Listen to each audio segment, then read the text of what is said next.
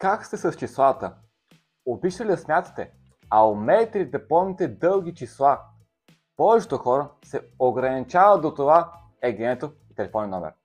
Днес ще ви покажа как да запомните 30-цифрено число. Да започваме!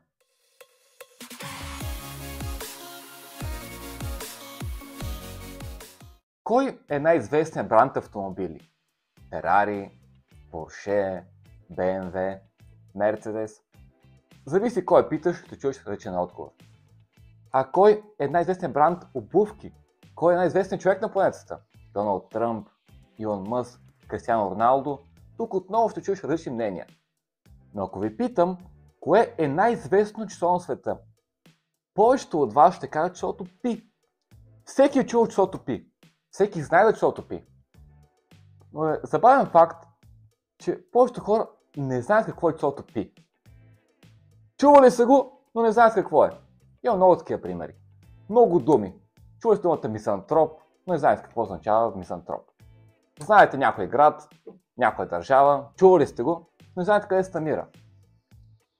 Числото Пи е интересно, че освен не се знае какво е, не се знае и точно колко е числото Пи. Ако ви питам, ще кажете как Пи е 3,14. Но истината е, че това са само два знака след десетичната запетая. А след тези два знака има още много. И сега ще ви покажа как да запомните първите 30 знака след десетичната запетая от числото Пи.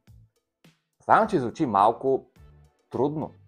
Как така 30 цифри ще бъдат запомнени наведнъж? Но сега ще ви покажа и ще се окаже, че дори не е чак толкова трудно. Спомняте ли си чет по информатика в училище? Тогава, когато всяка цифра 7, 8, 9 имаше репрезентация в двоичен код. Едно и също нещо, но представено по различен начин.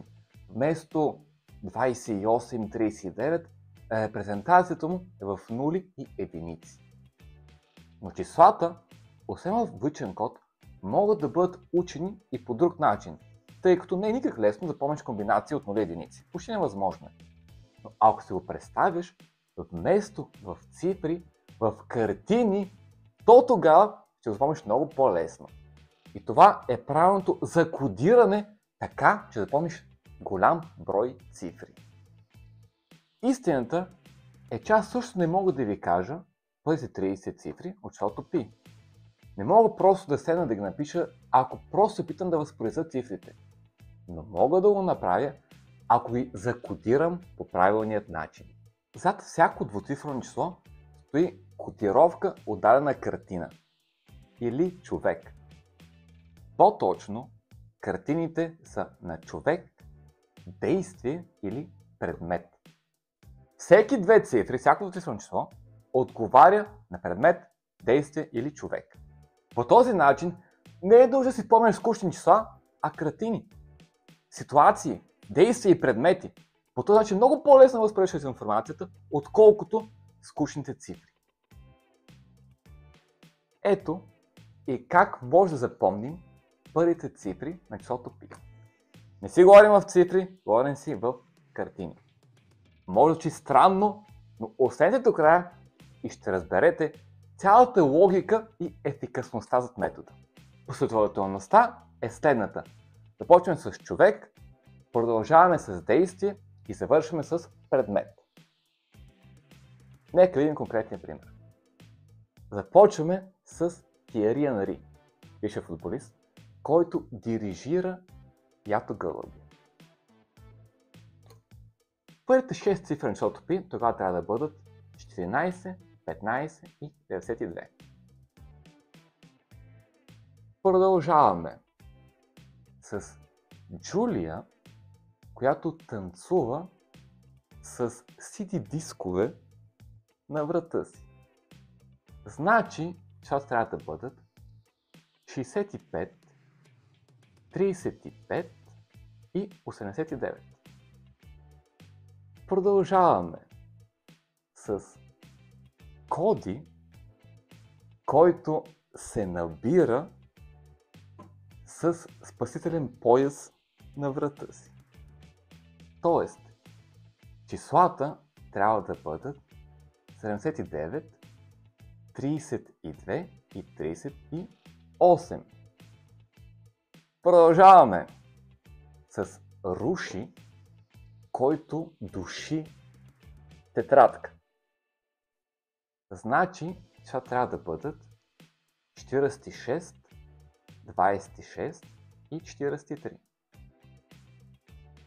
Продължаваме с Майкъл Фелпс, който се набира на парзалка.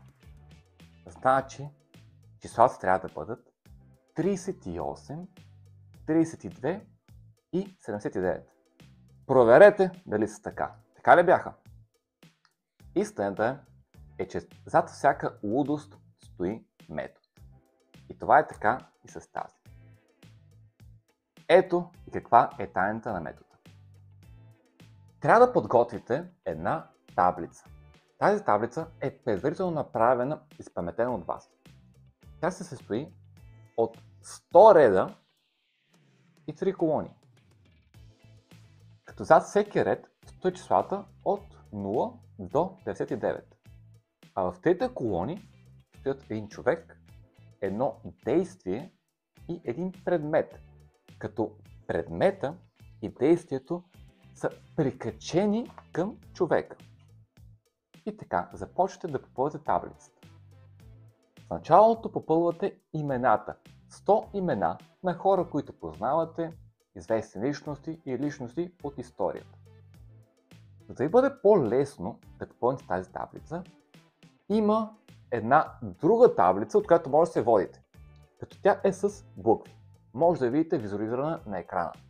Според нея на цифрата 0 отговаря се или за, на 1 да е или т, на 2 н, на 3 м, на 4 р, може да видите остатък от таблицата.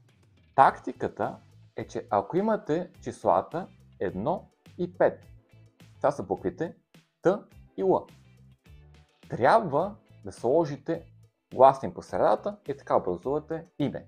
Т и Л може да образувате името Толо, например, или Толев, фамилията. След като имате това име, давате на този човек, който вие познавате, действие и предмет. Ако, например, този човек е боксер, то тогава се представите как се боксира и предмет е боксерски ръкавици. А ако имате друго име, имате името Сашо, който е писател. То се визуалирате Сашо, който пише и предметът може да бъде химикал.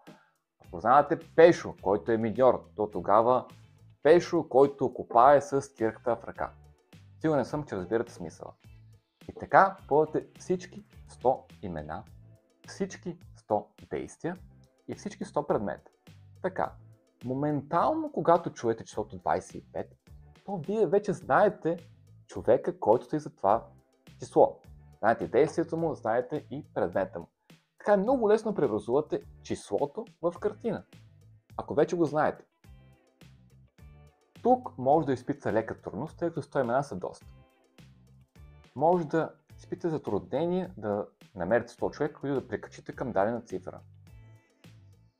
Така че не е нужно да се придържате на 100% към таблицата.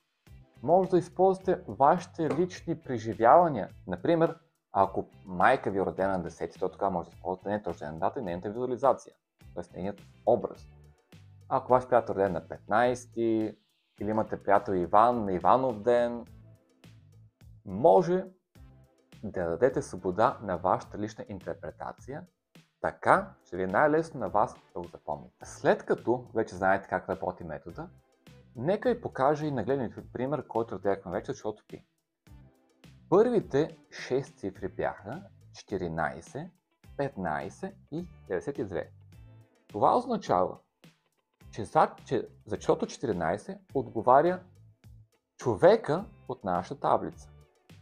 За числото 15 действието, което е за числото 15, и 92 отговаря на предмета за числото 92. Така, с една картина, с един образ, един човек, който прави нещо с някакъв предмет, можем да запомним цели 6 цифри. Не е ли това страхотно? само с една визуализация помним 6 цифри, с 2 12, с 3 18. Вижте ли колко лесно става запомнянето на дълги числа. Направо като детска игра. Представете си вече колко лесно би било да запомните дата. Какво е датата? Има ден, месец и година. 15 януари 88 година. 15.01.88. 6 цифри, една визуализация.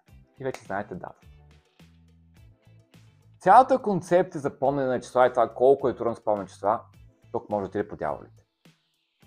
Толкова лесно може да премахнете целият проблем с помненето на числа. Толкова лесно. Има, разбира се, и леко затруднен смисъл. Не може да стане с магическа пръчка, веднага да го можете, тъй като се изиска малко време да попълните тази таблица от 100 човека, 100 предмета, 100 действия и след това да я запомните. Много от числата ще ви бъдат лесни, но ще има и такива, които ще ви бъдат по-трудни.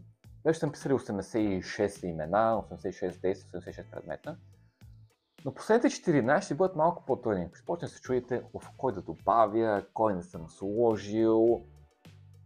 Няма да бъде чак толкова лесно, но ако наградата, която ще получите, е цял живот от днес до последния ден на тази земя, е да можете без никакъв проблем да запомните дълги числа, то тогава смятам, че си заслужава.